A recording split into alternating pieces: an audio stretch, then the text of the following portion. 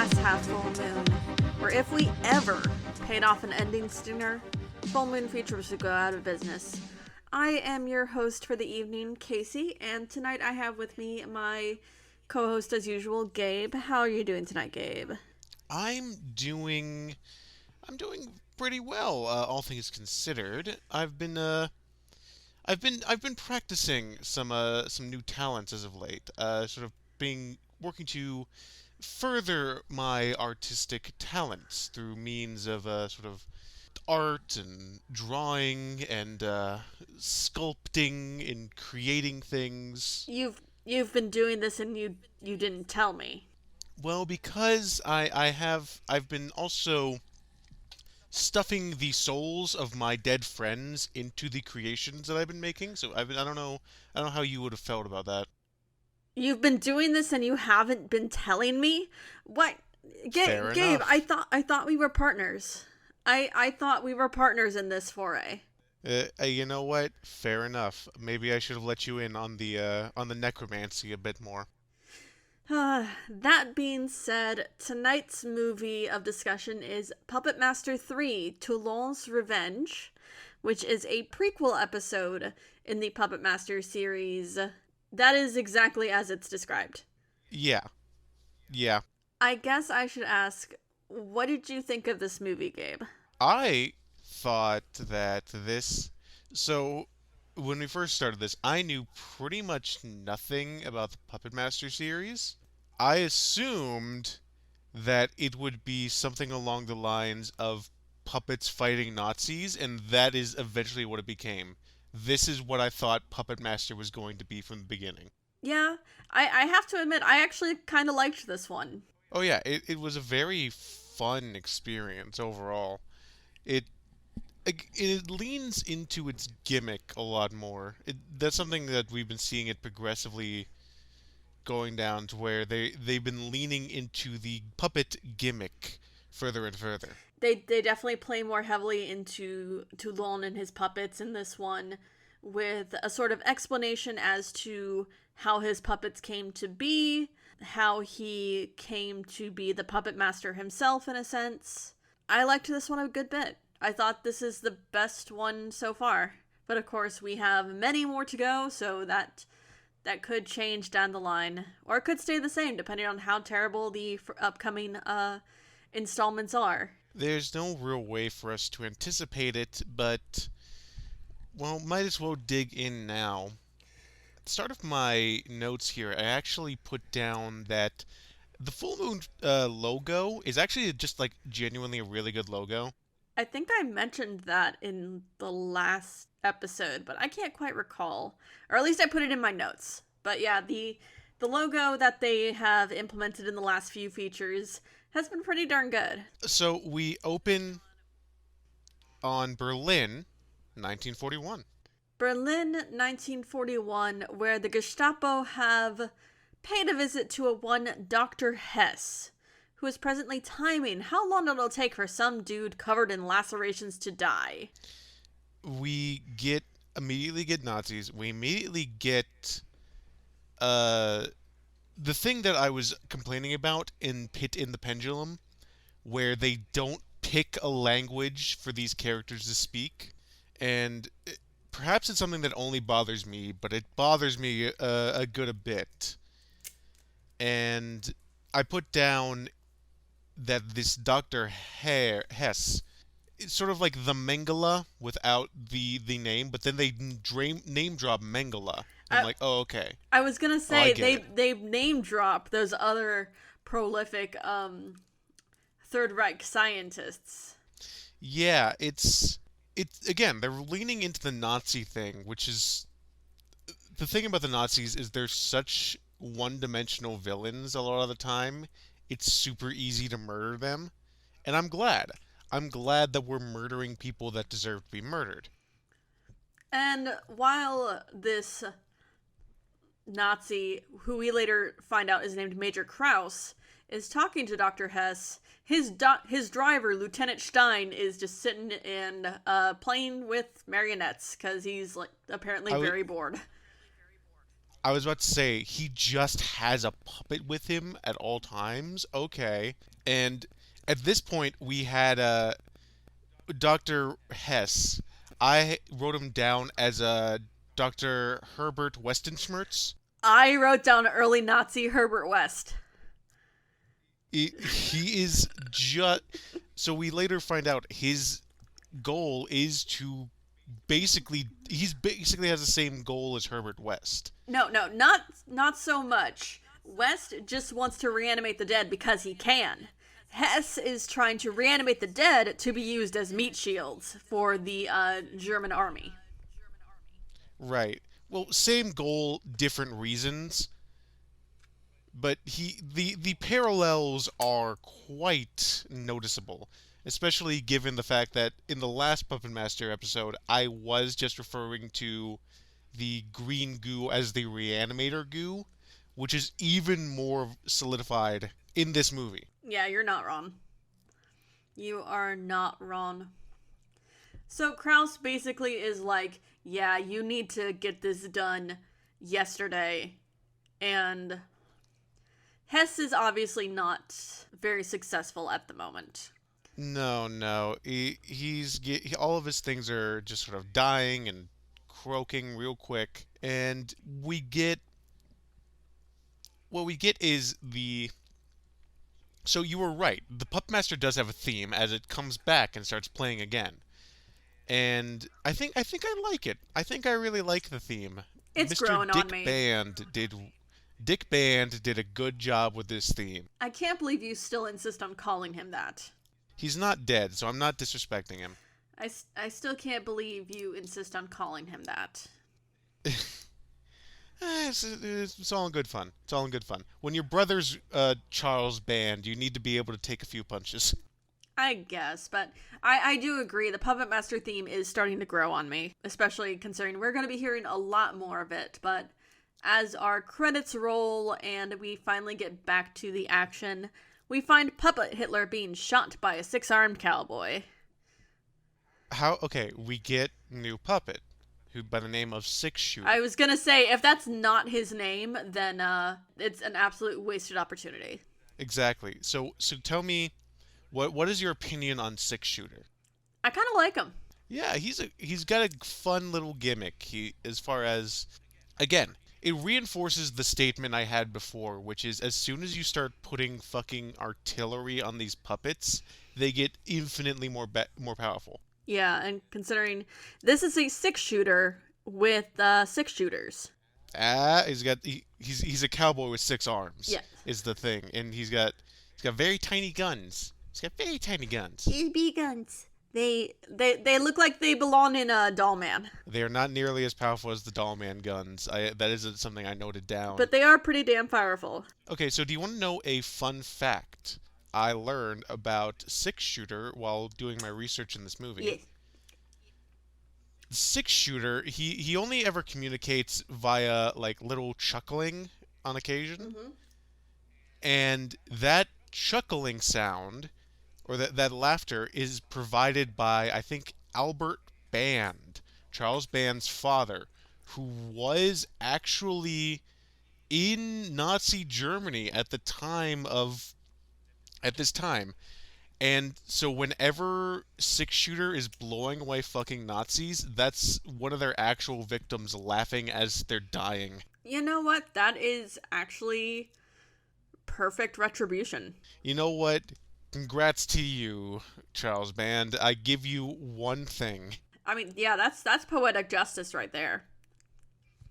But we also find that we have a different actor playing Andre Toulon. And I kind of like him more.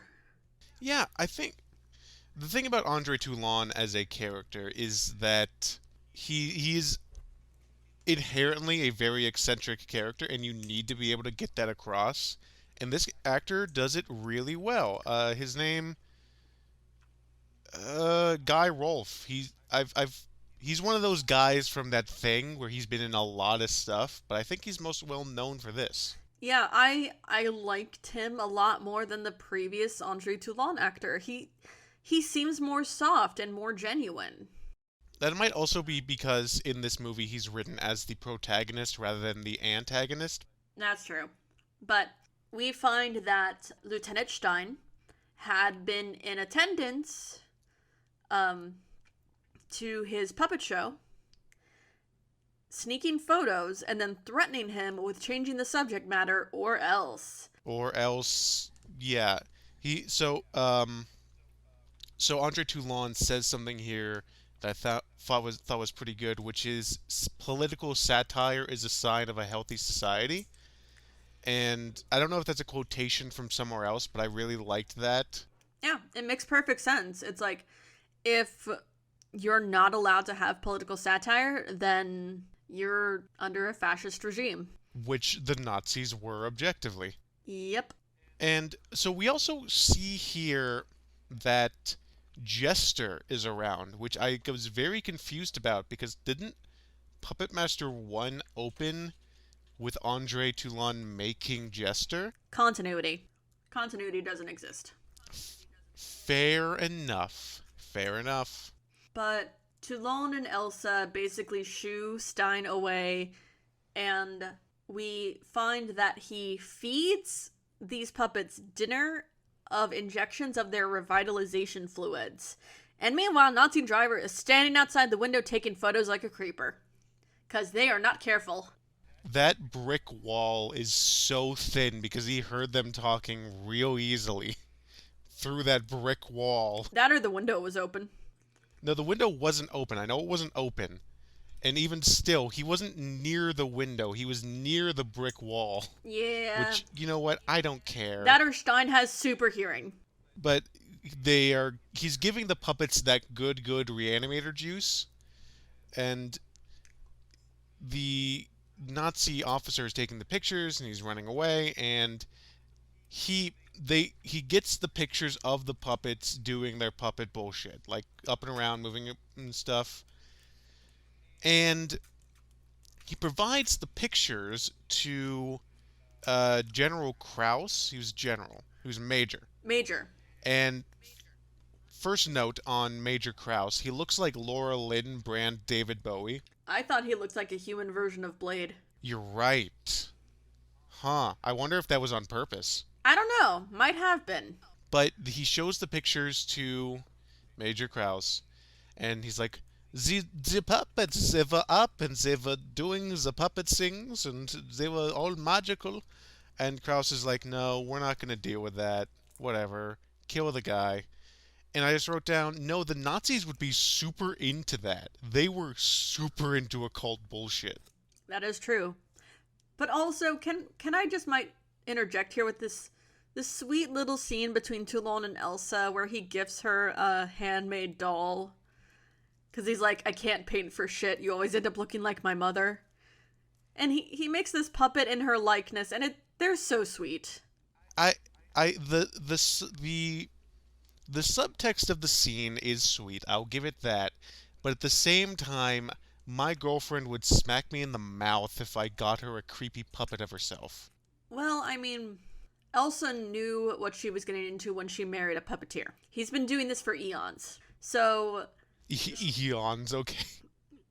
He's been doing this for some time. So, I mean, she knows his prowess in his sculpture and whatnot. And so, yeah, creating a puppet of her is probably like the highest form of flattery in that aspect. It's a different kind of love language. It is a little bit weird that he didn't do it sooner, though. I mean, he tried painting, and it didn't work. So he had to go to plan B. Yeah. But then we get tits. And then we get tits because we find General Mueller being bathed by naked ladies with exposed boobies. And they're just like, oh, General. So Dr. Hess wants to interview Toulon in order to gain access to his reanimator goo. But the problem is that Major Kraus just wants to straight up murder him. So he calls up the general. He's like, hey, make sure Kraus doesn't kill this dude. He has magic. He has knowledge of magic. And the general's like, yeah, fuck it. Don't kill the guy. Let the weird scientist have his bullshit. And so they go and they raid the theater that Toulon is is working in, and he just has his reanimator goo just sitting around on the shelves. Like he isn't doing nearly enough to hide this. It's almost like he wanted to get caught. Just a little bit, yeah. But they grab a vial of the reanimator goo, and Elsa's just like, no! And they straight up shot her in the back. They shoot her a good few times. And I understand that Major Krause is kind of meant to be the main antagonist here, but why would he do that? He knows that they need to get the info from him, and it'd be a lot easier to do that if his wife isn't dead by our hands. They fridged Elsa. They just fridged her. Would you say that they made Elsa a bit frozen? No, that was a bad joke. No, cut that. Cut. The thing about Krause is that, like, he's not a man of his word. He is a man of shoot first, ask questions later. And he has an incredibly short fuse, especially if things don't go his way. Right. Especially considering he's like, oh, we'll get an ambulance for her. And she straight up spits at him and he just shoots her. He's like, nope. Right. I'm done with you. You have there was a very fine line that you're walking. If you spit at me, I will. Okay, I'm shooting you now.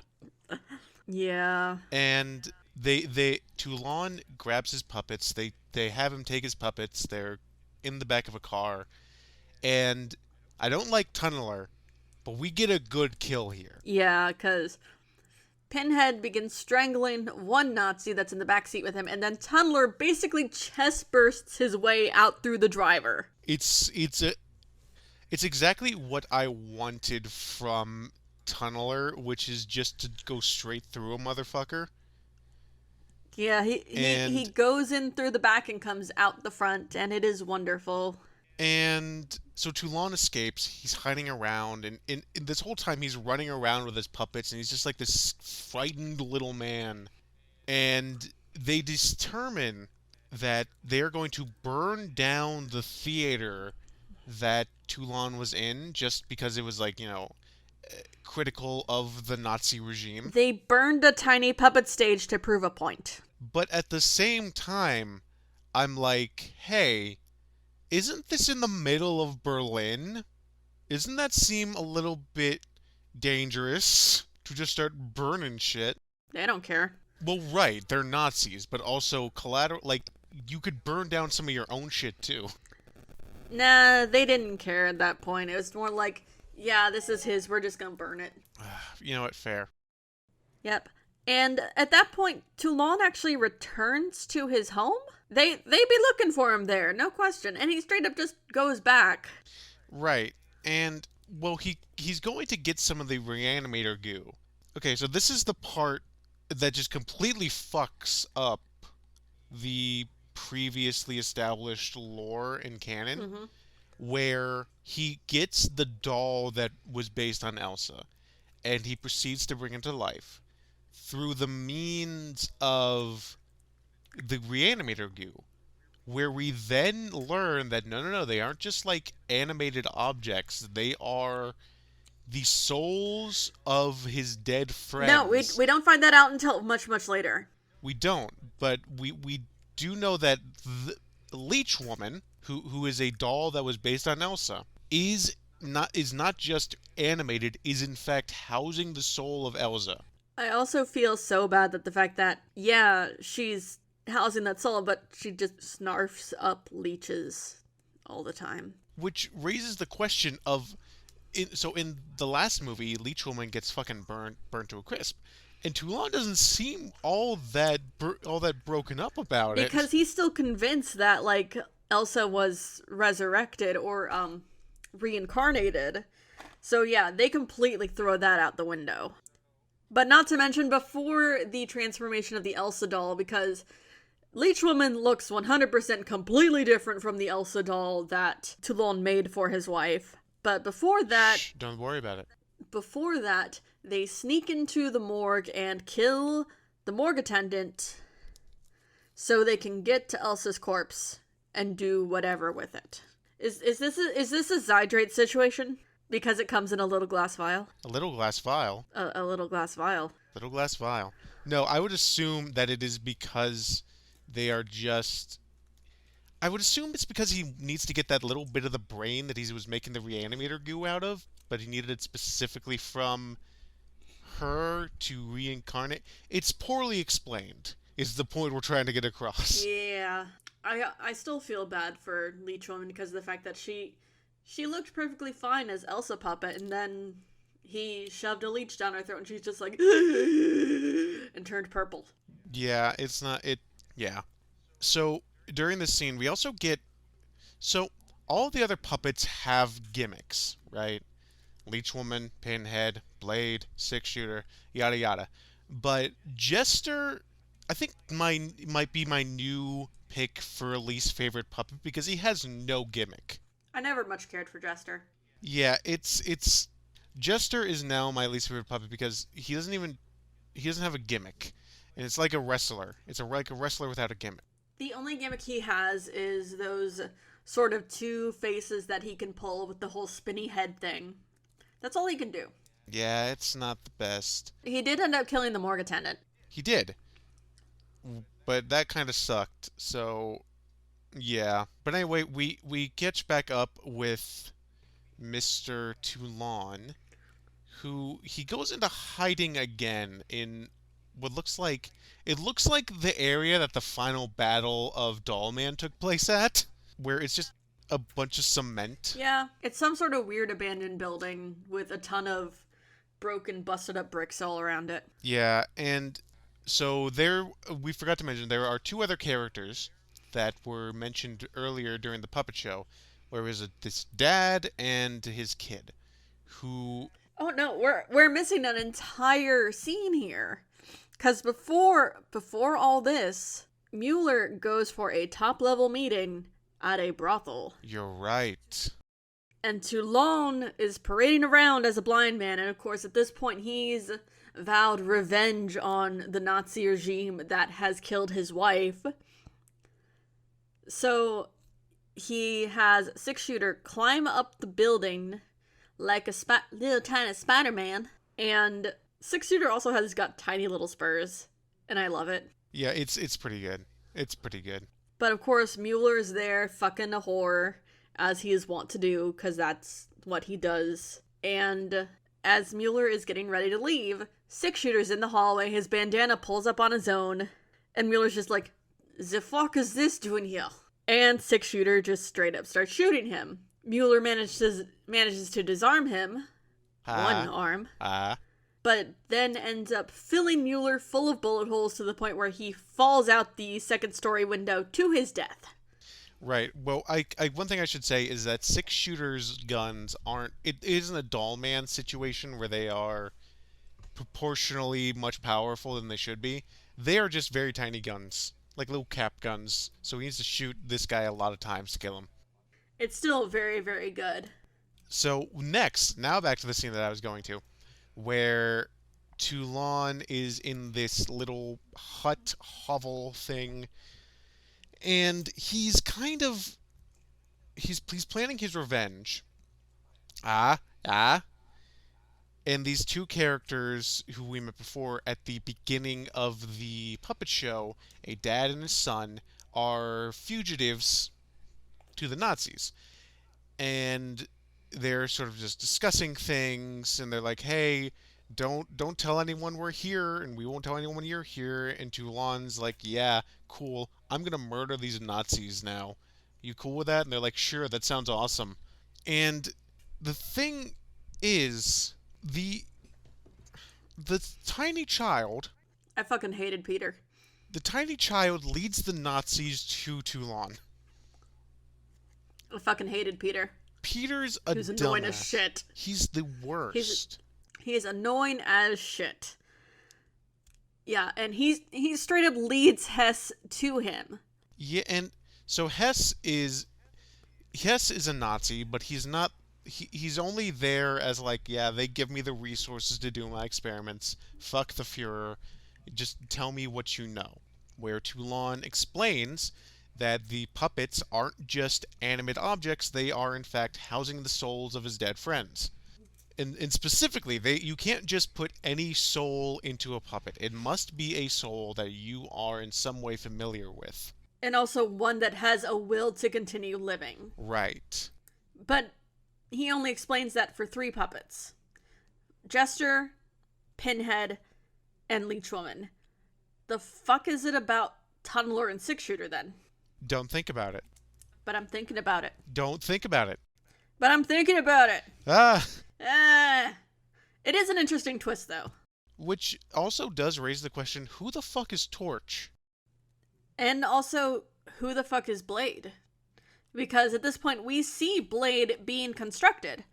Or suppose retrofitted, because he is based off of Mephistopheles.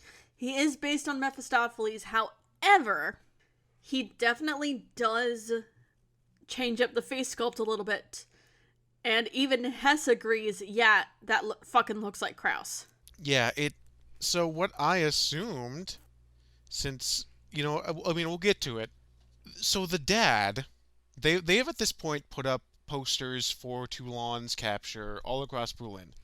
And the dad just kind of assumes that if he gives the Nazis Toulon, they will let him go.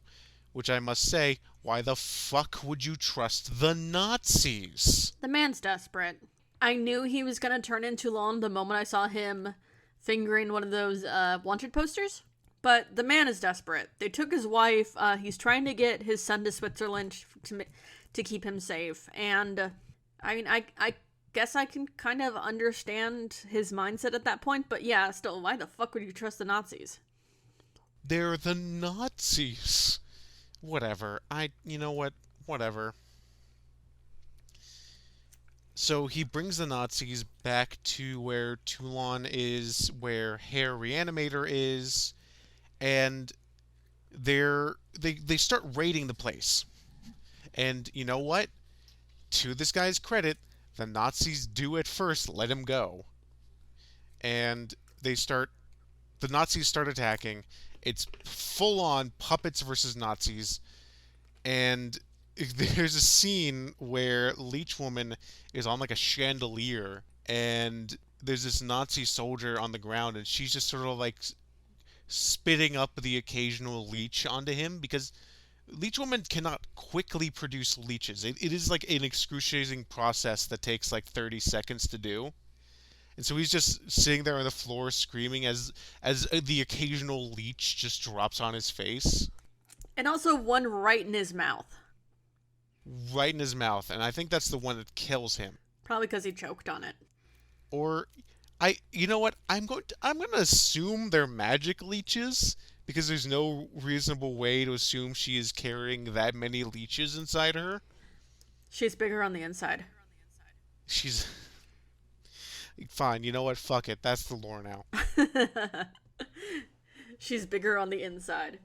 She just keeps, or her throat is just like a straight up portal to a wormhole of leeches. Right. Whatever. But in the meantime, Hess and Toulon are attempting their escape, and he shoots a soldier, checks him to make sure he's dead, and he just gets stabbed. Yeah. Because he didn't double tap. He gets stabbed the shit. And I have it written down here, are they trying to make us feel bad for the death of a Nazi? And I guess they are. I don't care. I'm glad he's dead. Yeah, we're trying to turn Hess into like an ally, a friend to Toulon. Because it's like, yeah, he might have been working for the Nazis, but I don't think he really cared and whatnot, so. Fair enough. Also, I forget the context, but the dad is also killed here. He was like trying to like help Toulon or something. I don't remember, he was honestly. trying to get Peter to get the fuck out and wrestle the gun away from Krauss, and during that little scuffle, he done got shot in the gut. I'm not going to say that this is what he gets for trusting the Nazis, but I will heavily imply it. I'll say it. That's what he gets for trusting the fucking Nazis. Well, thank you. In the meantime, Toulon ends up... Well, for starters, they reuse shots from the Cairo scene in Puppet Master 2, for some sort of weird ass dream sequence. Right. It is just. In my notes it says back to Cairo, back to Berlin, and I guess they needed like an extra 30 seconds to reach feature length, so Yeah, probably. that's why they were there. But whatever. And now begins the final showdown with Major Kraus, which also shows Blade come to life, apparently, which makes no sense because apparently there's meant to be an extension of human life. So here's what I think. I think Blade is her reanimator. You think Blade is Hess? I think Blade is Hess because that's the only thing that makes sense. I can only assume because if this were like one or two movies down the line, I would just assume that they didn't give a shit about their own internal logic, but this is in the same movie. So Blade needs to be someone. It is either Hess or the kid's dad.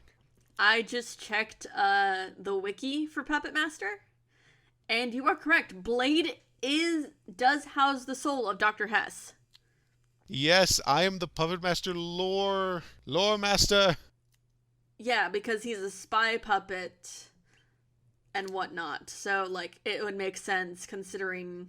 No, it doesn't make sense. No. It doesn't.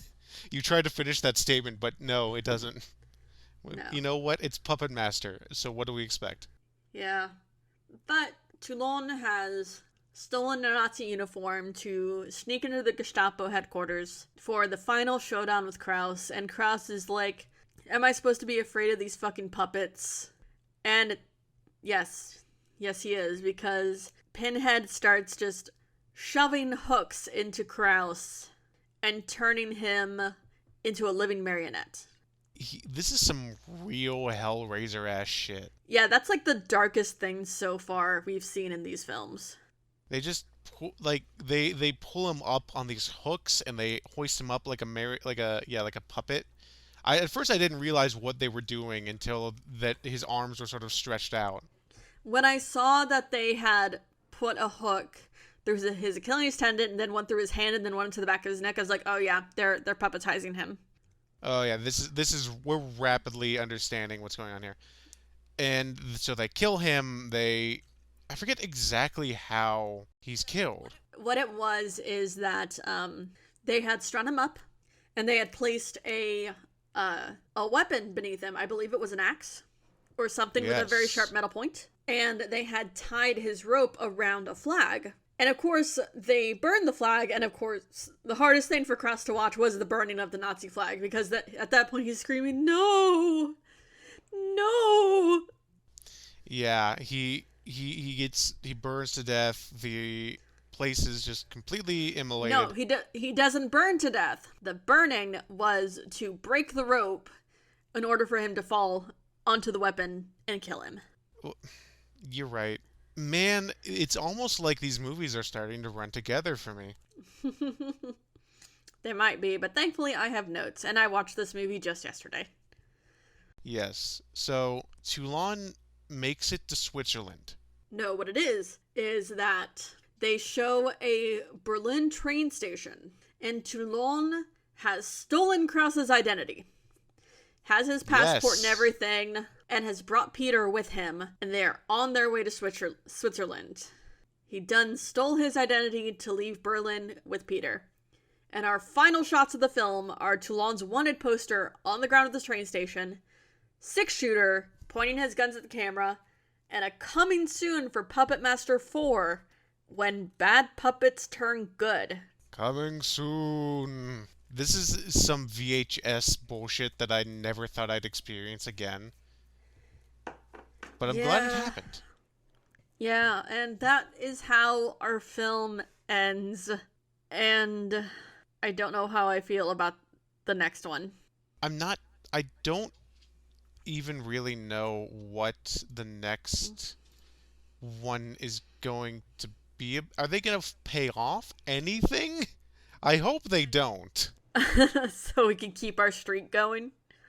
Yeah. Overall, I definitely liked this one more than the other two. I think it was good to get away from the whole dumbass psychics and ghost investigators in the Bodega Bay Inn and whatnot in Scarab's Hill. I think it was good that they got away from there. No, yeah, I don't give a shit about Bodega Bay. I don't give a shit about any of that.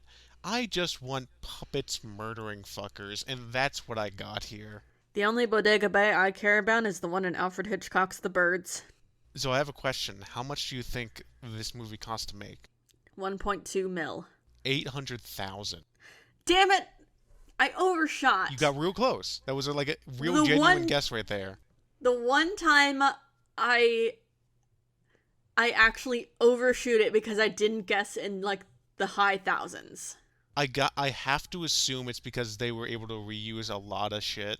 But you know, a lot of that was probably from the stop motion. Stop motion's expensive. Stop motion expensive. Okay, that was one other thing I meant to say is that they've since limited how much stop motion they use. However, they have also done more actual puppeteering of the puppets to make them move on screen. And there were a few times where I was able to just see the strings on the puppets, and it was really funny.